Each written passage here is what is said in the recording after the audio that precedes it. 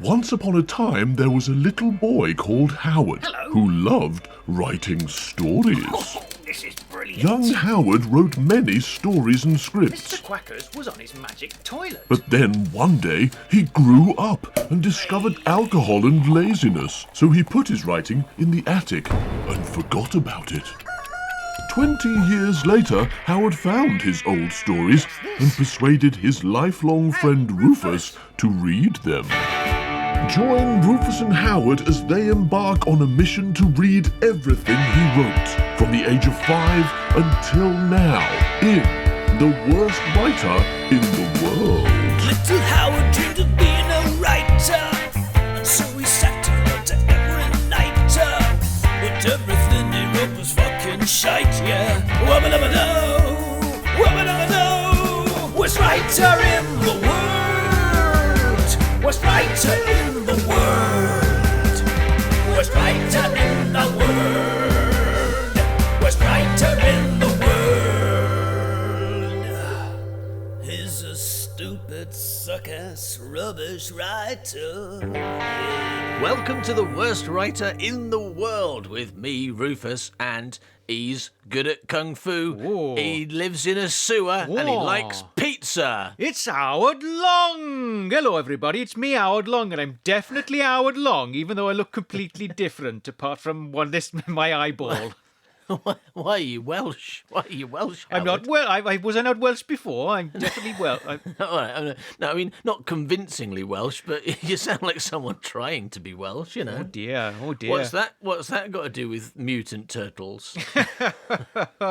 I don't know what's mutant turtles. What? Well, I said you do kung fu, live in a sewer, and eat pizza. No, I wasn't listening. You know, that's the problem there. You were just getting ready to do your brilliant Welsh bit at the beginning. That's right. Yeah. Okay, well, that's nice. It's nice to know that you pay close attention Oh, to yeah. me when I'm talking. Yes, right. And you're not just like waiting for me to stop so you can do the bit you've got planned. That's Listen, good improv. I That is. don't That's what they teach you know. in improv class, isn't it? Make sure that when the other person's talking, you switch off your brain. Like, just close your ears off. Don't listen to them and basically plan what you're going to say next. Well, I don't know how Howard normally does it, but me. Oh, he's definitely. Oh, yeah, I am Howard. Sorry, that's You are right. Yeah, I'm Howard. definitely Okay, Howard. okay, cool. I know I look completely right. different to him, but I am him. I promise. Well, while we try and sort out this case of mistaken identity and relocate Mr. Howard Long, who's probably in a sewer doing kung fu and eating pizza, I'd just like to say thank you to the British Comedy Guide for hosting this show. Thanks to all of our lovely patrons on Patreon for supporting this show. And thanks to you for listening to our show. This week, we're going to start something brand new. Whoa. This is part 1 of a 16-part series, so strap yourselves in, everybody. Hell. Let's get started, shall we, Fake Howard? Yes, please.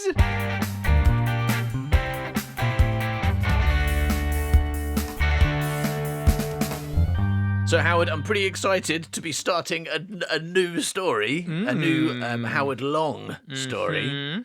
So, before we begin, what can you tell me? What do I need to know about this thrilling new story? So this was written around about the same time as Forget Me Not. Before Forget Me Not, probably.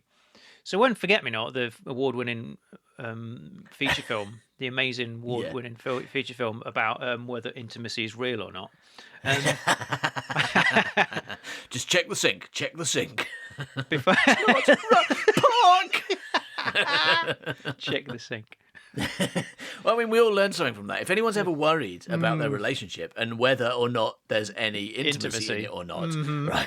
And now they know the shortcut. They're not like, well, I'll stick around for a few weeks, maybe months, and I'll analyse the way we behave, and I'll pay close attention to the words and actions of my partner and try to decide if those are representative of intimacy or not. Now they know. No, I'll just go to the bathroom, look in the sink. Right? There's pills in your sink. There's pills in your sink. No intimacy. Park. Yeah, that's good. Watch Now we your all know. footing. Watch your footing. Yeah, check before you check the bathroom. Check if it's raining, right? And if it is, just do it later when it's stopped, and that way you're a lot safer. Don't and be you won't in fall such over. a rush to find out whether there's been any intimacy or not. Yeah. And don't make the mistake of, like, you've decided not to check for intimacy because you know it's raining. You've made that clever decision. But then you think, but what I do need to do is go and look at my own boobs for 10 seconds, right? Yeah. Anyway, I'm not going to do the intimacy then. I am going to go and look at my boobs. Yeah. Oh no! And while I was doing it, I foolishly looked down at the sink and accidentally did an impromptu intimacy test, and my relationship failed. Park now on a tree. Oh no! I've fallen over, and now Will is kidnapping me. Back to his house, where I just ran away from. Oh my God, this is terrible. If anyone's confused, we're talking about the scene in Forget-Me-Not where they're just about to get it on, and Eve goes, I'll just go to the bathroom and look at my boob. and then I'll be back. Absolutely not what happened, but it is. She goes, we're about to get it on. We're like, just give me a minute in the bathroom. I'll just go and get ready by looking at my boobs for 10 seconds.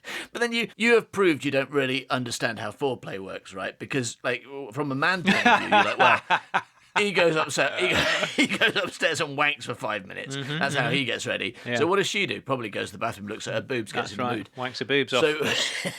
So she says, I'll just go and look at my boobs 10 seconds, then I'll come back and we'll do it. And while she's in the bathroom, she sees that in Will's sink there's a load of pills. And that makes her realise, she has a big realisation, goes back in and she says, there never was any intimacy, was there? And Will goes, he hasn't got a clue what's going on. There's this massive non sequitur as far as he's concerned. And then she runs off to the park, but it's raining, she falls over, Will goes and kidnaps her. Yeah, I think we're meant to think it's romantic. He picks her up, carries her back to his flat, plays the piano. The movie ends. We're all sad because Will's probably dying of brain disorder. Oh yeah. So But sad. at least Eve gets his piano, so it's not all bad, you know. Anyway, so that's what we're talking about. Go listen to Forget-Me-Not, or watch it. You can get it on Amazon. Did you say where can you get join the Forget-Me-Not secret movie? gang, and you can watch me and Rufus watch it and talk over it. That is a good way. Yeah, that's a good way.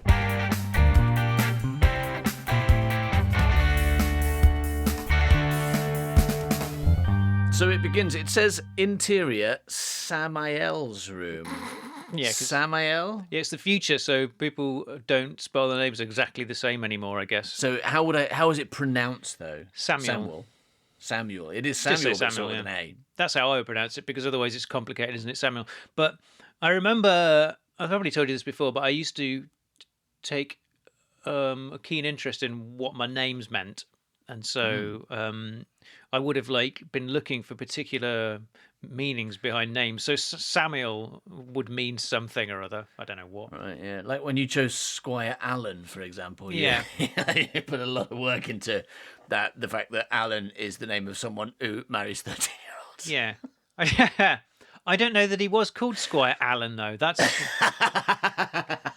what you called him. That's what I remember. His name was Squire Vallon, right? Yeah, no, Squire Allen was on the other side. Squire Vallon on one side, Squire Allen on the other side. They were both bad. All right, so I'm probably going to call him Samael because that's what I'm going to be reading. Yes, Samael. Interior, Samael's room, morning. A dark room. A ticking clock. As our eyes become accustomed to the dark, that's not how movies work, is it? We're not in the actual dark room. It's like you're doing theatre. I don't know. I mean, if you go to the cinema, you're in a dark room. I guess this is a film trick, right? It's like it starts dark and then you start to be able to see things, and it seems like your eyes are getting used to the dark. Yeah, but actually, it's a clever film trick. Actually, isn't it's it? just someone turning the brightness up. It's your mum turning the brightness up. I can't see anything, Yeah. Howard. Dip, dip, dip, dip, dip, dip, dip. That's better. Mum, that's too bright. Mum, why, when you come to my room and use my dimmer switch, you always say dip, dip, dip, dip, dip? It's weird. And also, you don't Dip, even dip, live dip, here. Go back to Leicestershire. Stop doing the 200-mile journey just to say dip, dip and change my light settings. You're so controlling, Mum. Yeah. All right, dip, dip, dip, dip, dip. I'm leaving. Dip, dip, dip, dip. No. Mum, you're supposed to say milk, not dip, dip, dip. You're getting it wrong. No, I don't listen to your podcast. It's fucking rubbish. I didn't know. Didn't know I was supposed to say milk. Dip, dip, dip, dip, dip. How do you know it's rubbish if you've never listened to it, Mum? I've seen one. I've seen one. So one episode I thought it was rubbish. I didn't like the way you talked about all the bad things that were happening in the world and then did the weather. It's like, Mum, come on. Why can't you tell some good news for a change? Fucking hell, Mum. Get out of my house.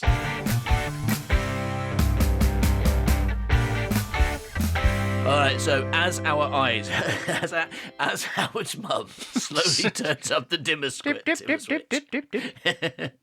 or our eyes become accustomed to the dark, we can make more out.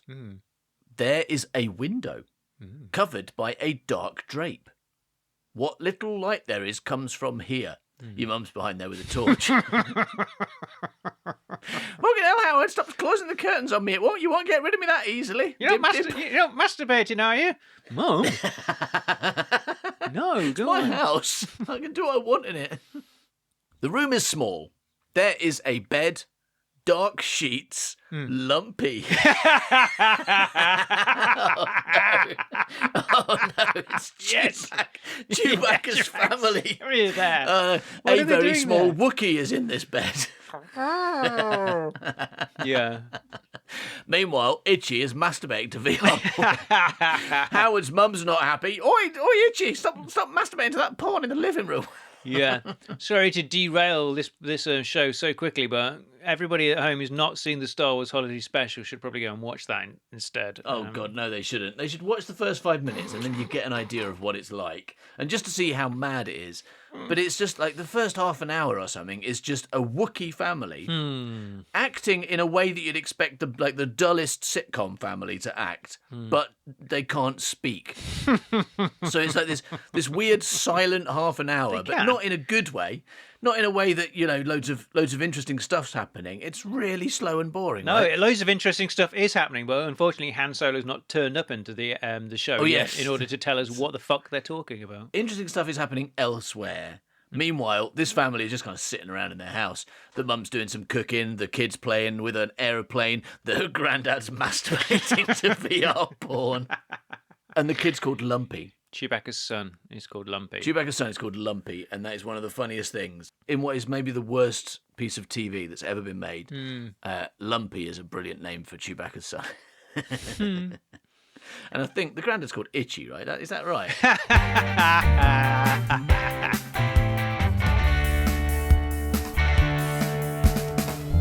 All right, so the room is small. There is a bed, dark sheets. Chewbacca's son is in the bed. No, the dark sheets are lumpy, and then it says somebody in it. Yeah, Lumpy from Star Wars Holiday Special. Yeah.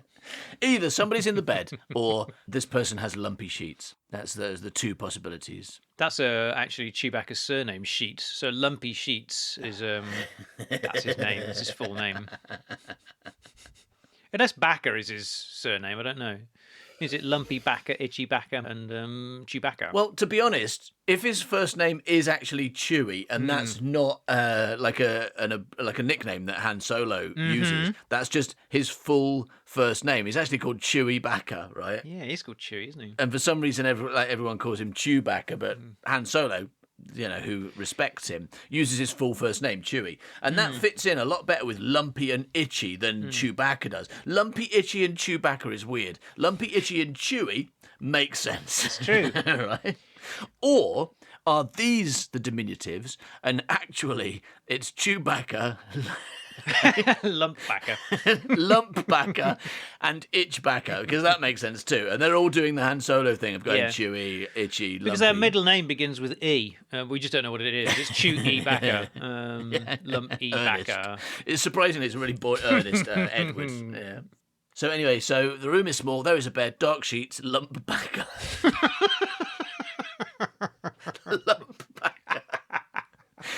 Somebody in it? Yeah, a whole fucking Wookiee's in it, yeah. No, it's a lumpy bed, all right? It's nothing to do with the Star Wars Holiday Special one.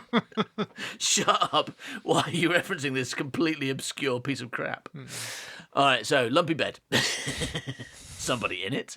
A grating bell alarm. That's a weird collection of words, isn't it? The sheets move. An arm emerges and switches the alarm off. Doesn't say whether it's a particularly hairy arm or not. Or if it's attached to a person. An arm walks out, switches the alarm off, and then goes back to bed. A figure emerges, white, naked, a man. Ooh. He goes to the drape and pulls it down, letting in some light. So he just rips the curtains down. Yeah, I think he's not posh enough to have curtains. He's just got a sheet hanging over his window. He opens the window. He yawns. Outside the window is a ventilation alley. So, what's a ventilation alley? It's more an alley that kind of goes up than a long. Pardon? You mean like a space between the building that isn't an alley at all? Because an alley would have to be horizontal, but this is kind of vertical. That's exactly what I mean. Yeah, like you would get in a kind of like hotel sometimes. It's like so people have got rear windows, but they just look out into a very small square of nothing. Then there's just another window on the other side. Yeah, no, I know what you mean. Yeah, when I was looking for a place to live before I moved, one of the places I looked at had a ventilation alley. Oh, did it? Yeah. And it's just the way the building had been built. There was this kind of empty space next to the stairwell to go up to the flat, and there was just you just look down or up, and there's nothing there, just some other windows. Okay, that's probably got a name, but I don't think it's ventilation alley. But it is now. Yeah. Outside the window is a ventilation alley. Other people's windows can be seen. He pisses out of the window. Wow. Sally Edmead is below. Then he pours some beans out of the window. Ooh, beans! Nice. So he pissed out of the window. So you're establishing that this is a really, really unpleasant, scummy, awful man. Right? I assume we're not meant to like this guy. It's just the first thing we know about him is he got out of bed and pissed out of the window into a ventilation alley that he's gonna share. That's other windows open onto that. They're gonna open their window, a bit of fresh air, and suddenly smell of piss and hear a woman screaming about beans. That's horrible. They live in the slums. Everything smells of piss, including him and everybody who lives there. Yeah, because he's been pissing on it. It wouldn't all smell of piss if he just go to the toilet. He doesn't have a toilet. He's too poor for a toilet. They don't have plumbing. All right. So what you're trying to establish is not that he's a horrible, horrible man, but that he's a poor man. Yeah. And poor people don't have toilets. He might be a horrible man. I can't remember what happens at the end, whether he turns out to be good or whether he turns to the dark side or not. He is a Caucasian-looking man. So he's whited up. Yeah. He is a Caucasian-looking man. Perhaps with a hint of some other culture somewhere in the nose. What the fuck? He is a Caucasian-looking man, but perhaps, I don't know, maybe he's got a Japanese nose. Yeah. Right? Have you thought about that? Mr. Director? Yeah, okay, so. Basically, his nose is a different colour to the rest of his face, I think that's it. It's probably just been drinking and it's gone red. Hey, his nose is a demon. No, he's just drunk. It's not that his nose is a different race to the rest of him. I did just say demons are a race. Yeah, I guess his parents were different races, and he's mostly white. But not, in the nose. That's weird. That's not what happens when your parents have different ethnic backgrounds. What happened there is he went for a nose job. He went for a nose reconstruction surgery, and the surgeon got confused about where he was from. Yeah. Right? Had the wrong colour plastic or whatever. Put a black nose on him. For some reason, they covered him up completely, covered his body with a sheet so you couldn't see anything, and then cut his nose off. And so all that was there was a bloody hole. And the surgeon's like, "Okay, slap the nose on, glue." Right? Oh, you're done, bye. Ran off without checking. And then the nurse comes, takes the sheet off, and they're like, "Oh." Why did we cover him in that sheet? How foolish of us. Now, he's always going to be described as a Caucasian-looking man, but perhaps with a hint of other culture somewhere in his nose. There's some amazing foreshadowing or premonition there about things that are to come. Pretty impressive. Okay, wow. Looking forward to it. This is going to be like Rapunzel, where I keep making jokes about the twist without realising what it is. The twist here is that this guy's got a black man's nose. Bit of a difficult twist to pull off in a visual medium. Yeah. But we're going to try. Yeah. You'd have to try and film it in black and white and hope that nobody noticed, but you still would, wouldn't you? Good choice. If you said black and white, would you be able to tell the difference between black people and white people? No, they look exactly the same. Okay, let's film it. No way. What could you possibly do? Can we film it in white and white? Would that work? No, we can do black and black if you like. All right, yeah, okay, let's do black and black. Hold on a second, that's too dark. Dim, dim, dim, dim, dim, dim, dim. That's better. Stop filming in black and black. I can't see. All right, so he's got short black hair. He is tall, reasonably well built, and not unhandsome. Double negative. He is not unhandsome, with a kind face. Oh. This is Samael Fell. Samael Fell.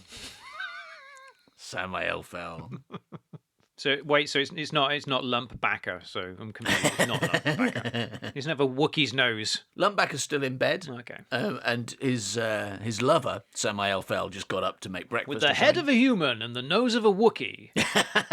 It's Lump Backer. His room is little more than a box with a bed and a cracked mirror over a sink and a shelf full of books and a cupboard. Wow, keep going. That's the end. Fortunately, that's the end of the sentence. Okay, so no floors, no ceilings, no walls. I'm clear. Okay, carry on. It does say little more than. A bedside table sits with a wind-up alarm clock. Wow. Brackets 5:31. Yeah, and over on his bookshelf, he's got loads of books. In his dog basket sits a dog. In his gold cupboard, there's loads of gold. So a bedside table sits with a wind-up alarm clock, brackets 5:31. A half-read book, brackets 1985, by Rebecca Long. That's a little in-joke. Because at some point, like when I was doing this for her, she was one of the producers. I kind of explained what it was, and she was like, "Oh, like 1985." So she made a mistake? Yeah. Or was it a joke she was making? No, that was a mistake. And like, I like to mock people who make simple mistakes. Yep, no hypocrisy seen here. So there's wind-up alarm clock, half-read book, and an ashtray with several dog ends. Do you think that means, because I don't know whether that means the same thing in every other country. I don't know whether they know that the dog ends in America, it means the end of a cigarette. They might just think that, like, there's an ashtray with the ends of actual dogs in. That's not what that means. Yeah, which is like tails, isn't it? That's a tail. The end of a dog is a tail. Or, in another meaning of the word end, the end of a dog is a dead dog. Yeah. Right. Yeah. It's a corpse or a skeleton. It's a load of dog skeletons and no higher grants to turn it up to have a snack. Yeah. Yeah, okay. So there's a load of dog skeletons in an ashtray. Good.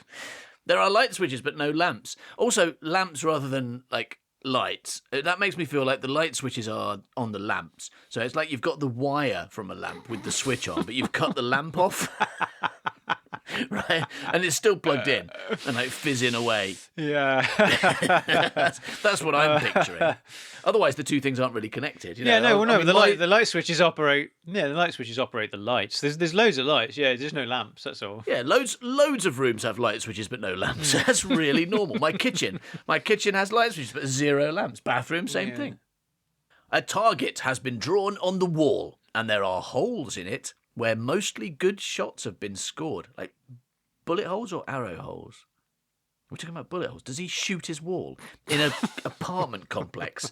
Is he just shooting his neighbours? Is that what he does for a hobby? Yeah, and then he pisses on them, yeah. That's what he's all about. I'm definitely getting villain vibes from this guy. He's spent his time shooting his wall in an apartment building and pisses onto his neighbours. Yeah. So target's been drawn. There are holes in it where mostly good shots have been scored.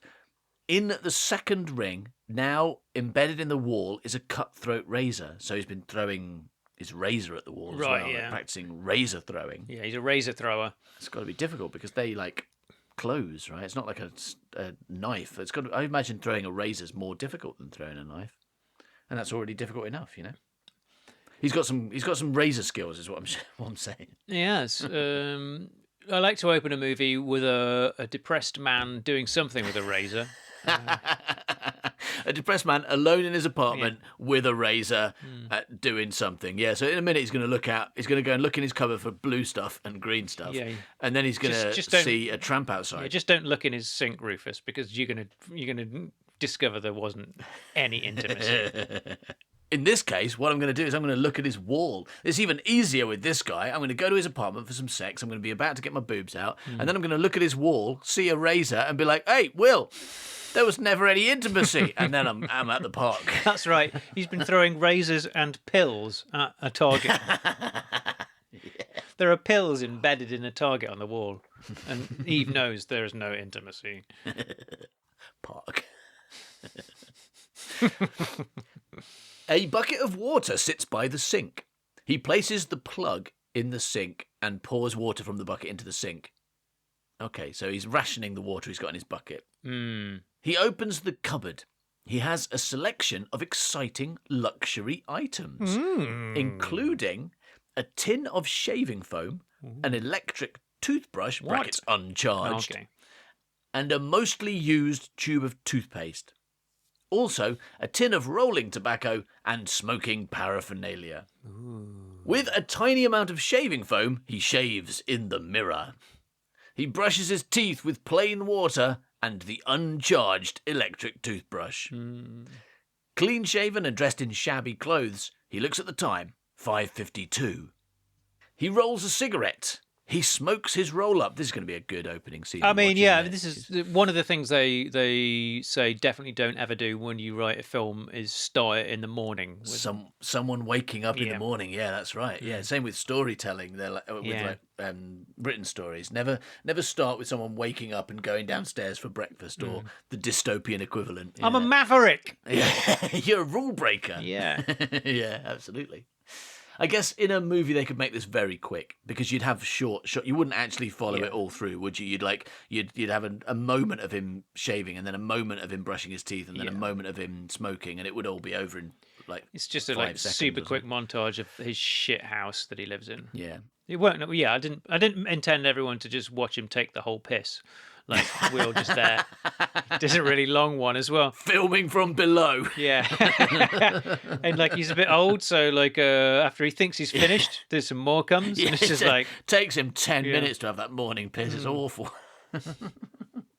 He rolls a cigarette. He smokes his roll-up. He plays with his razor, watching the sunlight play on it. The cigarette smoked, there is a honk of a horn from outside. That's a bit of a dangling... clause there, isn't it? Like those two things are not connected. The cigarette smoked, there is a honk of a horn from outside. Like they were waiting, they were watching him in the window. Okay, he's always he stubbed out his cigarette on that dead dog. All right. Okay, brilliant. Let's go. Yeah. He throws the razor, which spins and embeds itself in the bullseye. Wow. He pops chewing gums in his mouth. Chewing gums. Who's just chewing gums? Have you got any chewing gums? He's put two chewing gums in. But that's what I'm saying. Who says that? He does. I do. Have you got any chewing gums? No, sorry, I've only got one. I've only got 2 chewing gums left, and I need them for me. Oh, can I have one of your 2 chewing gums, please? Could I buy a packet of chewing gums, please? No, I think. How many packets of chewing gums would you like? Like twos, please. 2 packets of chewing gums. 2 packets of chewing gums, please. No, you've had too many. Nobody says that. I probably don't even say it. It's probably like a rogue S that's kind of like just crept into my script and autocorrect's not been like, do you want to do anything about that? So he pops chewing gums in his mouth, pockets the packet, and heads out of his room. That was like a fucking tongue twister. He pops chewing gums in his mouth, pockets the packet, and heads out of his room. Well, I suppose I guess the chewing gums factories are still like thriving in dystopian future after the big nuclear war or whatever's gone on. but it's really hard to get shaving foam. Maybe he works in a chewing gums factory, and so he can nick it. Yeah. You know, maybe for him, chewing gums is like Star Wars toys for us when we were kids, right? You're like, Mum, can I have that? I don't know, He-Man toy? Like, no, it's too expensive. Have a Star Wars toy. Your aunt gets them for free. I've got too many Star Wars toys. I've got loads. I want an He-Man toy. No. Have another Star Wars toy. It's a Luke Skywalker. I've got 8 Luke Skywalkers already. Well, there you go. Now they'll definitely beat the Death Star, won't they? Yeah, that's a good point. Yeah. Can I have a Death Star? No, your aunt can't get it under her coat. You can't have a fucking Death Star. They're impossible to nick.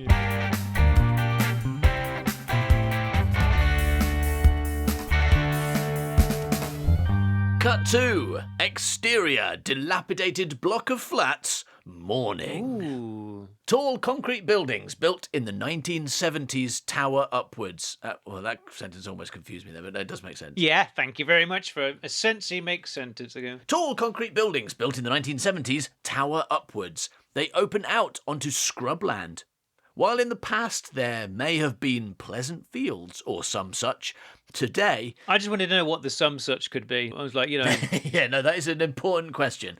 While in the past there may have been pleasant fields or some such. Or some such. Well, I guess if it's not fields, it could be forests. Right. Could yeah. be like a duck like pond. marsh. Could be a duck pond. Yeah. There was that honking earlier. That could have been a duck. There was, yeah, it did. Every time he finishes his cigarette, There's a duck goose. honks. Yeah. Yeah. Yeah, ducks don't honk, do they?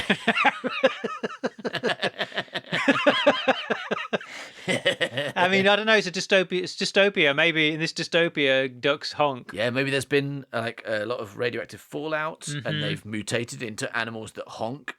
They might be the masters of Earth now. We don't know. We don't know who's in control, whether the geese are That's in true. control or not. That's why he's honking. Stop smoking your cigarette. Come outside and give me some bread. But you're It's not supposed to eat bread.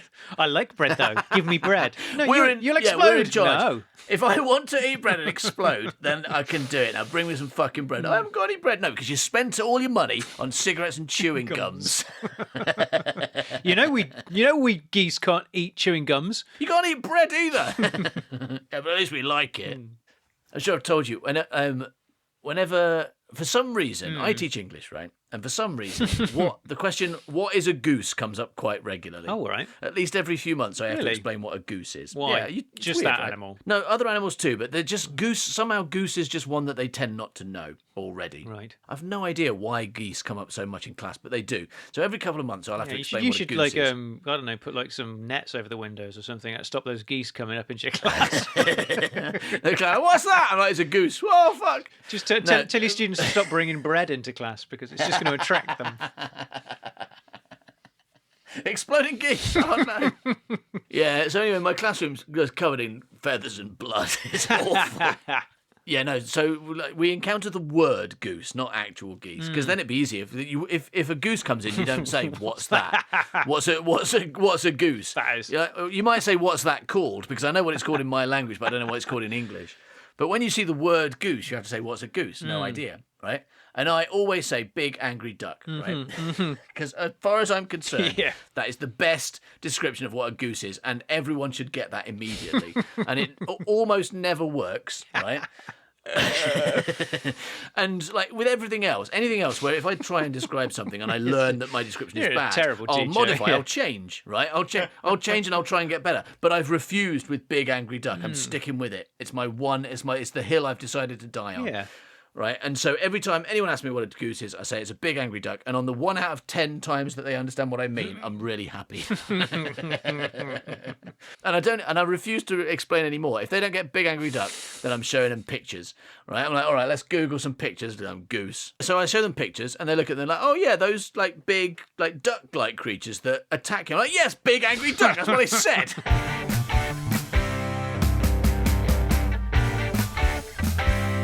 Yeah, I watched The King's Man the other night, and it was so shit and boring. It's just awful. Everything about it is awful, and I don't mean to pick on Gemma Arterton, but I'm going to, just because she had a northern accent.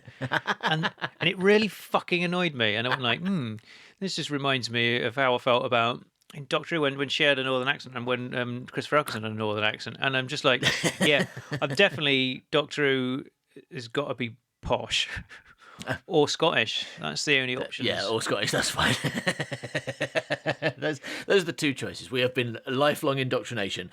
Like, posh people can be from space, and Scottish people can be from space, but Northerners can't. Yeah, that is a lifetime of indoctrination, isn't Probably it? That's because we grew up in a place with a fairly strong Northern accent. Although we're from the Midlands, Coville has a weird Northern accent in the middle of Leicestershire. So for us, growing up, all the people on TV who were from space, right? Yeah. They all had like posh RP accents, right? So we're like, that's the one. BBC and all the English. people, all the people at school, like our teachers and parents, and those people who came around to your house and the coasters, right? All the idiots that we were surrounded by, you know, they had Northern accents. So then, and that's like your life. You spend your life learning that, and then you get to this point where now literally everyone in Doctor Who is from the North. Right? All the aliens, all the humans, everyone has got. You're like, for some reason, I can't buy into this. I'm just expecting them. I'm expecting them to either teach me maths or eat my coasters, or do my plumbing, or something really normal and everyday, or work in the shop, but not be on television or from space. That's what Southerners do. Yeah. And but I feel like, and the reason Scottish fits into that for us is because that was another group of people that we probably largely, except when we, like with the odd person you'd meet, or when we went to perform in Edinburgh, we didn't meet Scottish people. They were on TV too. Yes. So it works for them to be in especially since they actually were in Doctor Who, because they're from a whole other countries, because as well, like, you know, I don't mind American accents, Scottish accents. You're allowed a Cockney if you want, like, someone who's a bit of a cheeky chappy, and you're allowed a Northern accent if you want someone who's fucking stupid. But that's it, right? Because that's what it was on TV when we grew up, and that was kind of wrong. Is my thesis, right? Yeah, but although we've been indoctrinated into that, and it's very difficult to break out of it. It's not true. I sympathise on one level, in that I stupidly I find it that little bit more difficult to buy into. Yeah. To do the suspension of disbelief when someone's like, "Yeah, I'm from fucking space, me." Yeah. Like, you know what I mean? I've dealt with it with Jodie Whittaker because I've been watching it for a while now, so I'm fine with her being from space. But when someone else turns on, they're like, "Yeah, all right, I've come from the planet Meterax." No, you haven't. No, you fucking haven't. You're from fucking Yorkshire. But yeah, it's true. I don't like anyone else turning up. Like that dog turned up and he was from Barnsley or something. I'm like, why is this space dog from Barnsley? Like, that dog had that's what I'm saying. Everyone from space in Doctor Who at the moment is from the North. Yes. And it's like, I assume they're making a point. I'm assuming that, like, Chris Chibnall's from the North or something, and he's just like, when I was growing up, no one from space had a Northern accent. They were all fucking Southerners. I'm gonna redress that. Yeah. No, I don't like Irish accents or Southern accents in Doctor Who particularly much either, unless they're from there. It's like I didn't have a problem with Billy Piper and Camille Caudry having Southern accents because they came from London and that was their characters. It's like, that's fine. But like if you go into space and you meet a talking rhinoceros and he's like, "Oh, mate, my name's Steve," I'll be like, "No, I'm not convinced." Steve's rhinoceros should be posh, right? A space rhinoceros called Steve would obviously be posh. Stop trying to tell me he's a Cockney. It's ruined Doctor Who. Little Howard dreamed of being a writer, and so he sat to every night. But everything he wrote was fucking shite, yeah. Wubba-dubba-doo, worst writer in the world, worst writer in the world, worst writer in the world, worst writer in the world. Thank you for listening to this episode of The Worst Writer in the World. If you would like more amusing, entertaining things by us, then why not go to our secret gang at patreon.com/manbycow, where at the moment we're having a crowd writing challenge where other people send us things they have written and we read them and very nice about them, say very supportive and helpful things, and certainly don't laugh at them and mock them and belittle them.